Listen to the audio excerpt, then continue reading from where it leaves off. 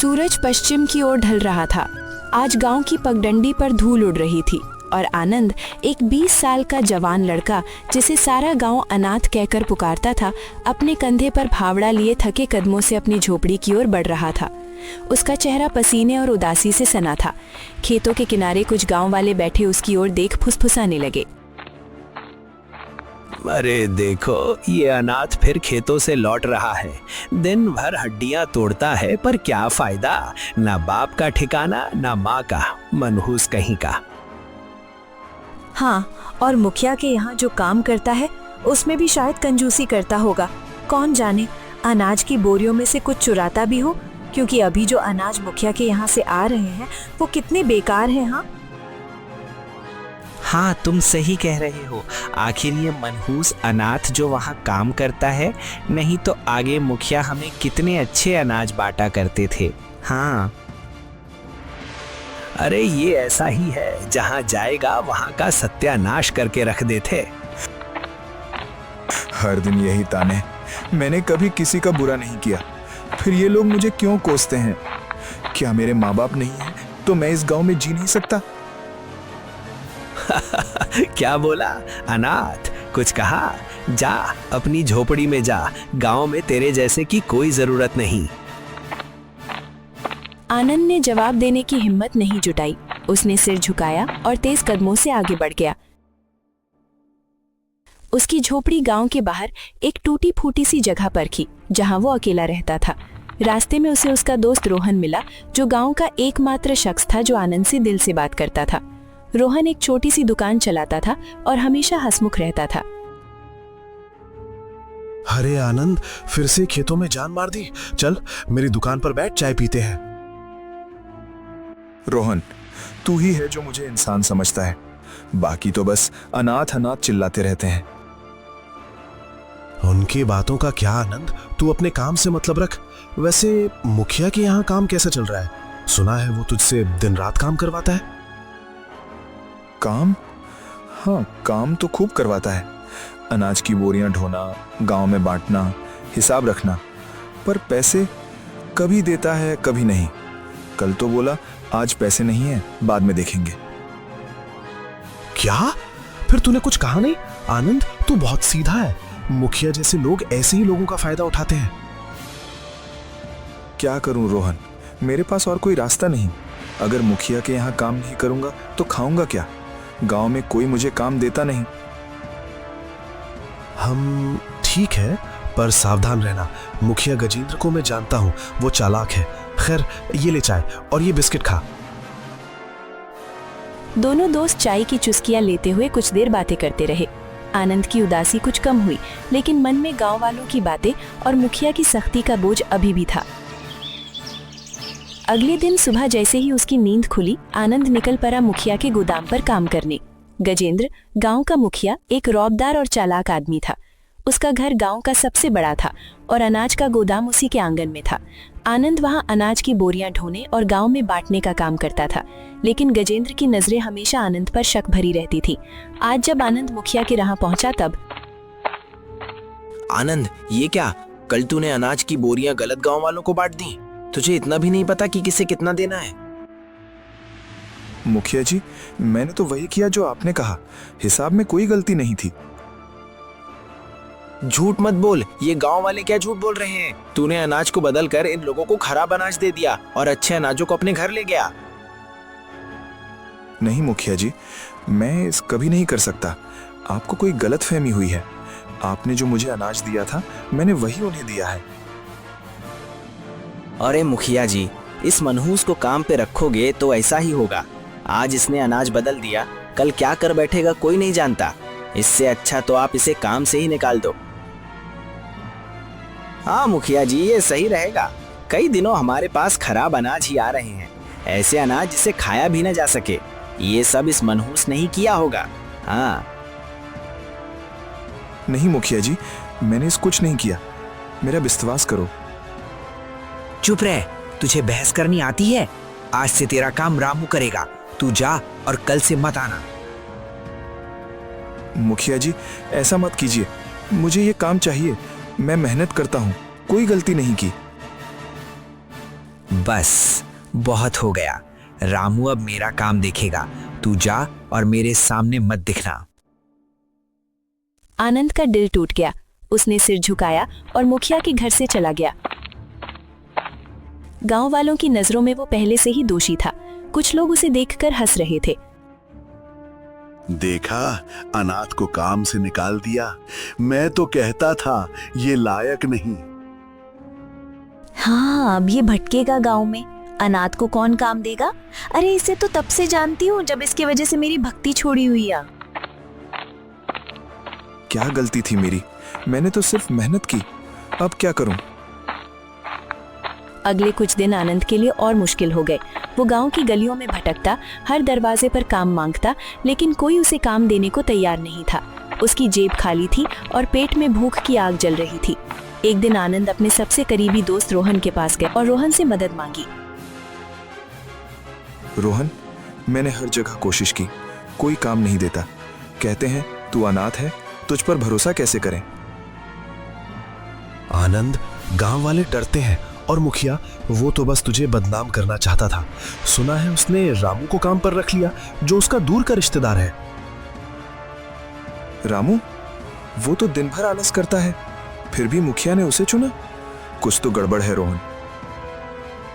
हाँ, मुझे भी लगता है मुखिया कुछ छुपा रहा है, पर तू हिम्मत मत हार, कुछ ना कुछ रास्ता निकलेगा। आनंद ने रोहन की बात सुनी, लेकिन उसके मन में सवाल उठ रहे थे। मुखिया ने उसे क्यों निकाला? क्या सिर्फ इसलिए कि वो अनाथ था, या इसके पीछे कोई और राज था? भूख और थकान से बेहाल आनंद उस रात अपनी झोपड़ी में लेटा, लेकिन नींद नहीं आई। क्यों भगवान, मैंने क्या गलत किया? न माँ बाप, न घर, न काम। अब तो पेट की आग भी बुझाने को कुछ नहीं। अगले दिन भूख से तड़पता आनंद गांव के पास के जंगल की ओर चला गया। उसे उम्मीद थी कि शायद वहां कुछ खाने को मिल जाए, लेकिन उसका मन उदास था। जंगल में सन्नाटा पसरा था। सूरज की किरणें पेड़ों की घनी छांव से छनकर जमीन पर बिखर रही थीं। आनंद भूख से तड़पता हुआ कमजोर कदमों से जंगल में भटक रहा था। उसकी जेब खाली थी और पेट में कई दिनों से कुछ नहीं गया था। वो कभी इधर उधर देखता, शायद कोई फल या खाने की चीज मिल जाए, लेकिन जंगल ने उसे निराश किया। कुछ तो मिले, एक फल, एक पत्ता, कुछ भी। भगवान, कितना और सहूं? घंटों भटकने के बाद आनंद को दूर एक तालाब की चमक दिखी। उसकी प्यास असहनीय हो चुकी थी। वो लड़खड़ाते कदमों से तालाब की ओर बढ़ा। तालाब का पानी साफ था और उसकी सतह पर सूरज की किरणें नाच रही थी। आनंद ने जैसे ही पानी पीने के लिए हाथ बढ़ाया, उसकी नजर किनारे पर पड़ी जहां एक मछली तड़प रही थी। ये मछली, ये तो मर जाएगी। अरे, इसे बचाना होगा। आनंद ने फौरन मछली को उठाया। उसकी हथेलियों में मछली कमजोर थी, लेकिन उसकी चमक अनोखी थी, जैसे कोई साधारण मछली न हो। उसने धीरे से मछली को तालाब में छोड़ दिया। मछली पानी में गोता लगाकर गायब हो गई। आनंद ने राहत की सांस ली और पानी पीने के लिए झुका। तभी तालाब में एक चमक उभरी। पानी की सतह लहराने लगी और उसमें से एक सुंदर आकृति प्रकट हुई। वो एक परी थी, जिसके कपड़े चांदनी की तरह चमक रहे थे और चेहरे पर रहस्यमयी मुस्कान थी। आनंद हक्का बक्का रह गया। आनंद, तूने मेरी जान बचाई, इसके लिए मैं तेरा शुक्रिया अदा करती हूँ। तुम कौन हो और मेरा नाम कैसे जानती हो? क्या तुम वो मछली थी? हाँ, मैं वही मछली थी। मैं एक आत्मा हूँ जो इस जंगल में सच्चे दिल वालों की मदद करती हूँ। तेरा दिल साफ है आनंद, इसलिए मैं यहाँ हूँ। परी? इस दुनिया में परियां होती हैं? मुझे तो यकीन नहीं हो रहा। यकीन कर आनंद। अब बता, तू इस जंगल में क्यों भटक रहा है? तेरे चेहरे पर उदासी क्यों है? आनंद ने एक गहरी सांस ली। उसका मन भारी था और इस अनजान परी के सामने उसका दिल खुल गया। वो तालाब के किनारे बैठ गया और अपनी आप बीती सुनाने लगा। क्या बताऊं, मैं अनाथ हूं। गांव वाले मुझे हर दिन ताने मारते हैं। कहते हैं न बाप का ठिकाना, न माँ का। मैं मेहनत करता था, मुखिया के घर अनाज बांटने का काम करता था, लेकिन वो मुझे कभी पूरा पैसा नहीं देता था। कभी कहता आज पैसे नहीं हैं, कभी कहता तूने काम ठीक नहीं किया। फिर क्या हुआ? तुझे काम से क्यों निकाला? उसने मुझे बेवजह निकाल दिया। बोला कि मैंने अनाज गलत बांटा। फिर उसने अपने रिश्तेदार रामू को मेरा काम दे दिया। अब गांव में कोई मुझे काम नहीं देता। भूखा मर रहा हूँ और कोई मेरी सुनता नहीं। आनंद, तेरा दुख मुझे दिखता है, लेकिन सुन, मुखिया गजेंद्र का दिल साफ नहीं है। वो तुझसे इसलिए डरता था क्योंकि तू ईमानदार है। डरता था? मुझसे? मैं तो एक अनाथ हूँ, वो मुझसे क्यों डरेगा? क्योंकि तू उसका सच जान सकता है। गजेंद्र गांव वालों को खराब अनाज बांट रहा है। अच्छा अनाज वो अपने लिए रख लेता है, और तुझे निकालने की वजह, वो चाहता था कि कोई उसकी चालाकी न पकड़े। क्या ये सब उसने किया? अच्छा हाँ, अब मैं समझा कि वो मुझे कभी भी अनाज देखने क्यों नहीं देता था। लेकिन मैं ये बात गांव वालों को कैसे साबित करूं? कोई मेरी बात पर यकीन नहीं करेगा। मैं तेरी मदद करूंगी आनंद, लेकिन इसके लिए तुझे हिम्मत चाहिए। क्या तू तैयार है? हाँ, मैं तैयार हूं। अगर सच सामने लाना है तो मैं पीछे नहीं हटूंगा। ठीक है, कल शाम को तू गांव के बाहर पुराने बरगद के पेड़ के पास आना। मैं तुझे वो सबूत दूंगी जो मुखिया का सच खोलेगा। सबूत? कौन से सबूत? सब रख आनंद, अभी सब बताने का वक्त नहीं।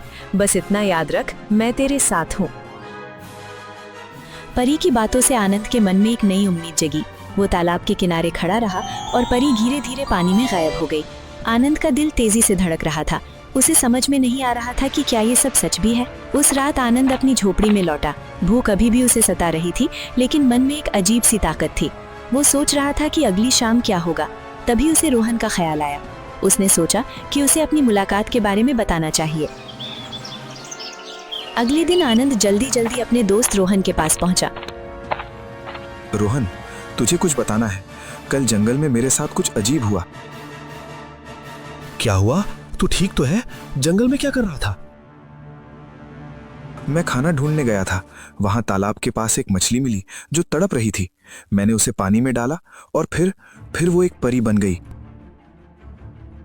परी? आनंद, तू भूख से पागल तो नहीं हो गया? परियां तो कहानियों में होती हैं। नहीं रोहन, मैं सच कह रहा हूँ। उसने मुझसे बात की। उसने बताया कि मुखिया गांव वालों को खराब अनाज बांट रहा है और वो मुझे सबूत देगी, और उसी ने मुझे बेमतलब का काम से निकाल दिया ताकि मैं उसका सच सबके सामने न पाऊं। हाँ, अगर ये सच है तो ये बहुत बड़ा राज है।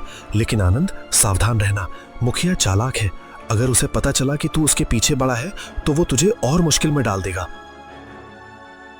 मुझे डर नहीं रोहन, मैं सच सामने लाऊंगा। तू मेरे साथ है ना? हमेशा भाई। तू बता, मुझे क्या करना है? बस आज शाम को मेरे साथ पुराने बरगद के पेड़ के पास आना। परी ने वहां मिलने को कहा है।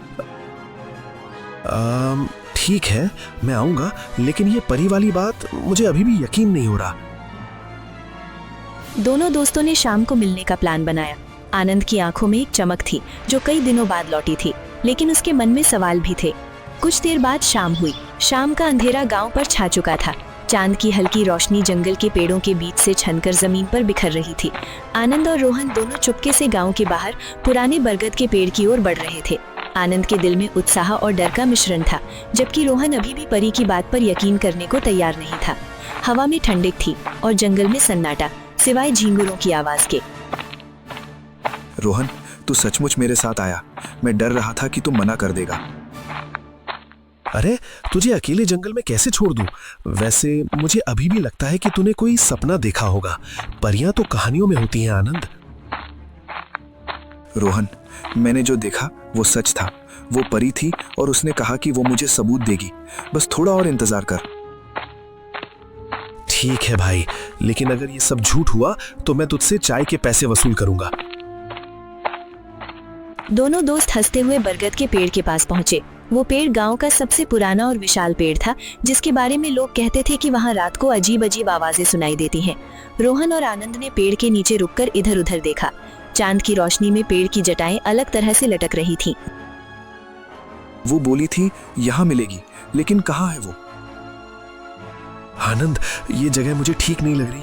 अगर कोई भूत वूत निकल आया तो मैं भागूंगा। तभी हवा में एक सनसनाहट हुई। पेड़ की पत्तियां हिलने लगी और एक चमकती हुई आकृति धीरे धीरे प्रकट हुई।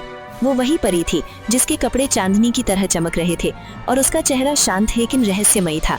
रोहन की आंखें फटी की फटी रह गई और वो पीछे हट गया। आनंद, तू आया और ये तेरा दोस्त है। अच्छा किया जो उसे साथ लाया। ये सचमुच, तू सचमुच एक परी है? आनंद, तूने सच कहा था। मैंने कहा था ना। अब बता, तू कौन सा सबूत देने की बात की थी? मैं मुखिया का सच कैसे सामने लाऊं? सब्र रख आनंद, गजेंद्र का सच छुपा हुआ है, लेकिन मैं तुम्हें वो जगह दिखाऊंगी जहां उसका राज दफन है। गांव के बाहर पुरानी हवेली के पास एक गुप्त तहखाना है। वहां गजेंद्र ने अच्छा अनाज छुपाया है और खराब अनाज गांव वालों को बांट रहा है। तहखाना? लेकिन वो पुरानी हवेली तो सालों से बंद है। लोग कहते हैं वहां कोई नहीं रहता। ये सारी कहानियां गजेंद्र ने ही फैलाई है ताकि कोई वहां न जाए, लेकिन तुम्हें जाना होगा। तहखाने में एक तिजोरी है जिसमें गजेंद्र के गलत कामों का हिसाब लिखा है। हिसाब यानी सबूत? लेकिन हम वहां कैसे जाएंगे? और अगर गजेंद्र को पता चल गया तो? मैं तुम्हें रास्ता दिखाऊंगी, लेकिन सावधान रहना। गजेंद्र के आदमी रात को हवेली के आसपास घूमते हैं। तुम्हें चुपके से जाना होगा।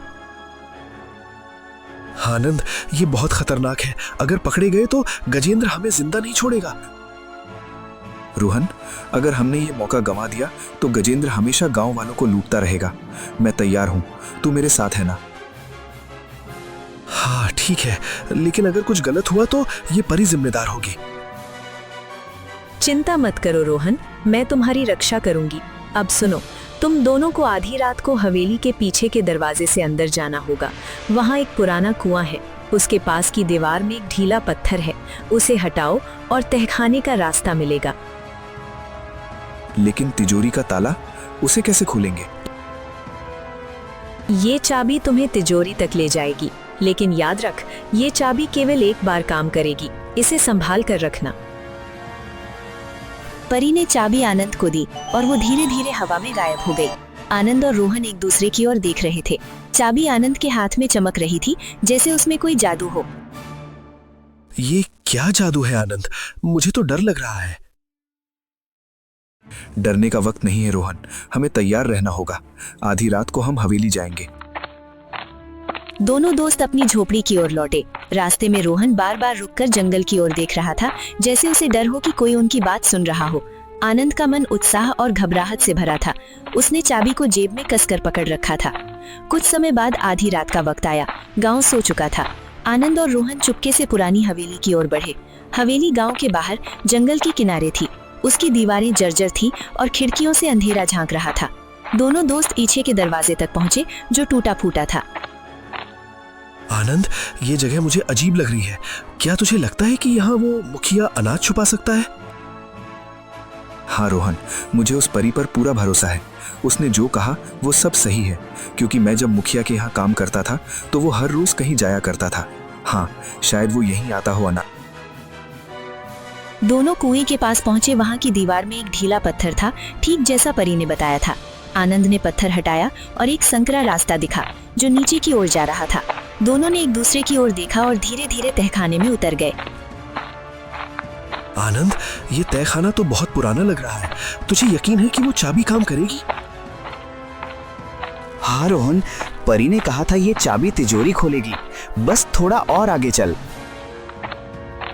तहखाने में अंधेरा था, लेकिन आनंद ने अपनी जेब से एक छोटी सी मशाल निकाली जो उसने रास्ते में बनाई थी। उसकी रोशनी में उन्हें एक पुरानी तिजोरी दिखी जो दीवार के एक कोने में रखी थी। आनंद ने चाबी निकाली और तिजोरी में डाली। ताला खुलने की आवाज आई और तिजोरी का दरवाजा धीरे धीरे खुल गया। आनंद, ये काम कर गया। देख अंदर क्या है। ये हिसाब की किताबें हैं और देख, यहाँ अनाज के बोरे भी हैं। ये तो बिल्कुल वैसा अनाज है जो गजेंद्र गांव वालों को नहीं देता। और ये कितने सारे अनाज हैं। लगता है इस अनाज को मुखिया किसी बड़े व्यापारी को अच्छे पैसे में बेच देता है। आनंद ने किताबें खोली। उनमें गजेंद्र के सारे गलत कामों का हिसाब साफ लिखा था कि कितना अच्छा अनाज उसने अपने लिए रखा, कितना खराब अनाज गांव वालों को बांटा और कितने पैसे उसने चोरी किए। लेकिन तभी तहखाने में एक अजीब सी आवाज गूंजी। आनंद, ये क्या था? कोई आ रहा है। चुप रहो रोहन, किताबें और एक बोरा उठा और जल्दी चल। दोनों ने जल्दी से किताबें और एक बोरा उठाया और तहखाने से बाहर निकलने लगे। लेकिन जैसे ही वो कुएं के पास पहुंचे, उन्हें कुछ कदमों की आहट सुनाई दी। गजेंद्र का आदमी रामू अपने 2 साथियों के साथ वहां खड़ा था। अरे ये अनाथ यहाँ क्या कर रहा है? और तू रोहन, तुम दोनों चोर बनकर हवेली में घुसे हो। आज तो तुम लोग नहीं बचोगे। चोर हम नहीं रामू, चोर तो गजेंद्र मुखिया है जो गांव वालों को लूट रहा है। ये देख, ये सबूत है। सबूत? तुम दोनों को अब कोई नहीं बचाएगा, पकड़ो इन्हें। रामू और उसके आदमियों ने आनंद और रोहन की ओर बढ़ना शुरू किया। लेकिन तभी हवा में फिर से वही सनसनाहट हुई। एक चमकती हुई आकृति प्रकट हुई। वो वही परी थी। उसने अपने हाथ उठाए और एक तेज रोशनी चारों तरफ फैल गई। रामू और उसके आदमी डरकर पीछे हट गए। रामू, ये तुम्हारी आखिरी चेतावनी है। अगर तुमने इनका पीछा किया तो तुम्हें इसका अंजाम भुगतना पड़ेगा। ये क्या है? भूत? मैं जा रहा हूँ। रामू और उसके आदमी भाग खड़े हुए। आनंद और रोहन ने राहत की सांस ली। परी ने उनकी ओर देखा और मुस्कुराई। आनंद, तुमने हिम्मत दिखाई। अब ये सबूत गांव वालों के सामने ले जाओ। लेकिन याद रख, गजेंद्र अभी भी खतरनाक है और वो तुम्हें नुकसान भी पहुंचा सकता है। उत्साहित, हम तैयार हैं। लेकिन तुम कौन हो? तुमने हमारी जान क्यों बचाई? मेरा सच जानने का वक्त अभी नहीं आया आनंद। बस इतना जान लो, मैं तुम्हारी मदद के लिए हूँ। परी फिर से गायब हो गई। आनंद और रोहन किताबें और बोरा लेकर हवेली से निकलकर अपनी झोपड़ी की ओर भागे। उनके मन में डर था, लेकिन साथ ही एक नई उम्मीद भी थी। सूरज उगने से पहले का अंधेरा गांव पर छाया हुआ था। आनंद और रोहन हाथों में गजेंद्र मुखिया की हिसाब की किताबें और कुछ अच्छे अनाज का बोरा लेकर अपनी झोपड़ी की ओर भागे। उनके दिल तेजी से धड़क रहे थे। तहखाने से मिले सबूत उनके लिए एक हथियार थे, लेकिन गजेंद्र जैसे चालाक मुखिया को हराना आसान नहीं था। जंगल की ठंडी हवा उनके चेहरों को छू रही थी और उनके मन में एक सवाल गूंज रहा था। परी की असलियत क्या थी? रोहन, हमने सबूत तो ले लिया, पर अब क्या? गांव वाले हमारी बात मानेंगे? गजेंद्र तो सबको अपनी जेब में रखता है। आनंद, हमें गांव वालों को इकट्ठा करना होगा। हम सभा बुलाएंगे, ये किताबें और बोरा दिखाएंगे। लेकिन सावधान रहना, गजेंद्र को अगर भनक लगी तो वो कुछ भी कर सकता है। और वो परी, उसने हमारी जान बचाई, पर वो बार बार गायब क्यों हो जाती है? उसका सच क्या है रोहन? पता नहीं भाई, लेकिन उसने हमें यहाँ तक पहुंचाया। शायद वो सचमुच हमारी मदद करना चाहती है। दोनों झोपड़ी में पहुंचे और सबूतों को एक पुराने संदूक में छुपाया। आनंद ने चाबी को अपनी जेब में कसकर पकड़ रखा था, जैसे वो उसकी आखिरी उम्मीद हो। सुबह होने से पहले दोनों ने गांव वालों को सभा के लिए बुलाने की योजना बनाई, लेकिन उन्हें नहीं पता था कि गजेंद्र के कानों तक उनकी बात पहुंच चुकी थी। रामू ने हवेली में जो देखा उसने गजेंद्र को बता दिया। सुबह होते ही गाँव का चौपाल गुलजार हो गया। आनंद और रोहन ने गाँव वालों को इकट्ठा किया। रमेश, शांति और कई अन्य लोग वहाँ जमा थे। गजेंद्र मुखिया भी अपने रौबदार अंदाज में चौपाल पर पहुंचा, लेकिन उसकी आंखों में एक अजीब सी बेचैनी थी। गांव वालों, आज मैं तुम्हें एक सच बताने आया हूँ। मैं जानता हूँ कि आप सब मुझे आज तक एक अनाथ और मनहूस समझा है, लेकिन आज मैं आप सब के भले के लिए ऐसी सच्चाई बताऊंगा जिससे सुन आप सब चौंक जाओगे। ये गजेंद्र मुखिया तुम सबको लूट रहा है। वो हमें खराब अनाज बांटता है और अच्छा अनाज अपने लिए रखता है, और उसके बाद में किसी बड़े व्यापारी को अच्छे पैसे में बेच देता है। अरे अनाथ, तू फिर से बकवास कर रहा है। गजेंद्र जी ने हमें हमेशा अनाज दिया। तू चोर है, तुझ पर भरोसा कौन करेगा? मुखिया जी ने जो सरकार से अनाज मिले हमें वही दिया। हाँ, और तूने ही गोदाम में चोरी की थी। अब मुखिया जी पर इल्जाम लगा रहा है। चुप रहो रमेश, शांति, तुम लोग अंधे हो क्या? ये देखो, गजेंद्र मुखिया की हिसाब की किताबें और ये अच्छे अनाज का बोरा, ये सबूत है कि वो तुम सबको धोखा दे रहा है। आनंद ने किताबें और बोरा भीड़ के सामने रख दिया। गांव वालों ने किताबों को देखा जिनमें गजेंद्र के गलत कामों का हिसाब साफ लिखा था। भीड़ में सनसनाहट फैल गई। कुछ लोग हैरान थे, कुछ गुस्से में। ये सब झूठ है। ये अनाथ और उसका दोस्त मुझे बदनाम करना चाहते हैं। मैंने हमेशा गांव की भलाई की है। झूठ? तो ये बताओ मुखिया, पुरानी हवेली के तहखाने में अच्छा अनाज क्यों छुपाया है? और ये हिसाब की किताबें कैसे मेरे पास आई? गजेंद्र की बोलती बंद हो गई। उसने रामू की ओर देखा जो भीड़ में खड़ा था। रामू ने सिर झुका लिया, जैसे उसे डर हो कि उसका राज भी खुलेगा। तभी हवा में एक सनसनाहट हुई। सभी ने चौंक कर आसमान की ओर देखा। वही रहस्यमयी परी प्रकट हुई, लेकिन इस बार उसका रूप और भव्य था। उसके कपड़े चमक रहे थे और उसकी आंखों में एक अजीब सी चमक थी। गांव वालों, आज मैं तुम्हें एक सच बताने आई हूँ। ये मुखिया ने न सिर्फ तुम्हें लूटा, बल्कि एक और बड़ा पाप किया है। तू कौन है? ये कोई जादू टोना है? ये अनाथ का खेल है?